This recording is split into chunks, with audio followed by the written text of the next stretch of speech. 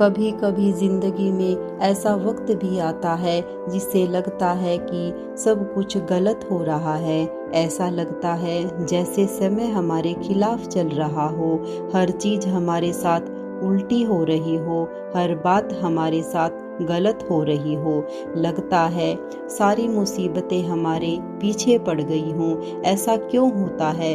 जब इंसान के जीवन में कोई दुख की घड़ी आती है, कोई कठिन समय आता है या बुरा वक्त आता है, तो सारी परेशानियां एक साथ आके क्यों खड़ी हो जाती हैं। ऐसे समय में इंसान को लगता है कि कोई साथ देने वाला नहीं है।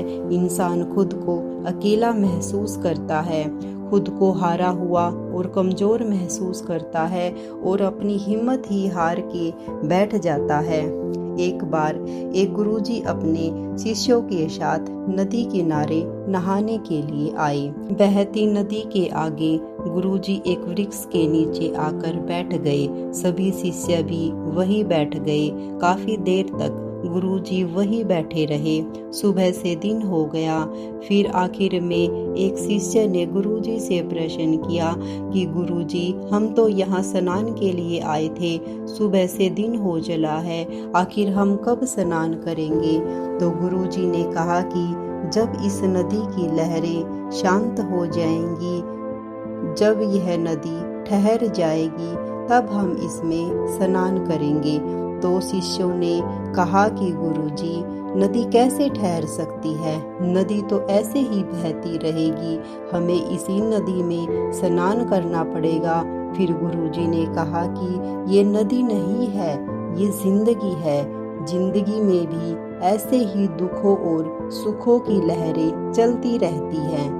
पर यदि हम दुखों से हार के बैठ जाएंगे कि जब ये दुख खत्म होंगे, जब ये बुरा वक्त खत्म होगा, तब हम कुछ करेंगे, वो ऐसी स्थिति में हम जिंदगी में कुछ कर नहीं पाएंगे, क्योंकि ये जिंदगी का दस्तूर है। और इन्हीं दुख की घड़ियों में, इन्हीं असफलताओं की घड़ियों में हमें आगे बढ़ना है। हमें जिंदगी में कभी भी हार नहीं माननी चाहिए। अगर विफलता की बात करें तो थॉमस एडिसन लाइट का बल्ब बनाने से पहले 1000 बार प्रयोग में विफल हुए थे। उससे किसी ने पूछा, जब आप 1000 बार प्रयोग में विफल हो गए हैं, तो क्या आपने कभी हिम्मत नहीं हारी? तो क्या आपको कभी निराशा नहीं हुई? तो थॉमस एडिसन ने कहा कि नहीं, मैंने उन 1000 असफल प्रयोग से भी कुछ सीखा कि इन 1000 तरीकों से बिजली नहीं बनाई जा सकती। अल्बर्ट आइंस्टाइन, जो 4 साल की उम्र तक कुछ बोल नहीं पाता था और 7 साल की उम्र तक निरक्षर था, लोग उसको दिमागी रूप से कमजोर मानते थे, लेकिन अपनी थ्योरी और सिद्धांतों के बल पर वह दुनिया का सबसे बड़ा साइंटिस्ट बना। हम भी जिंदगी में बहुत कुछ बड़ा कर सकते हैं, पर हम अपनी असफलताओं से हार जाते हैं, दुखों से डर जाते हैं, इसीलिए हम चलना ही छोड़ देते हैं। चाहे जिंदगी में कितना भी कठिन वक्त है, पर वह कुछ न कुछ सिखा के जरूर जाता है।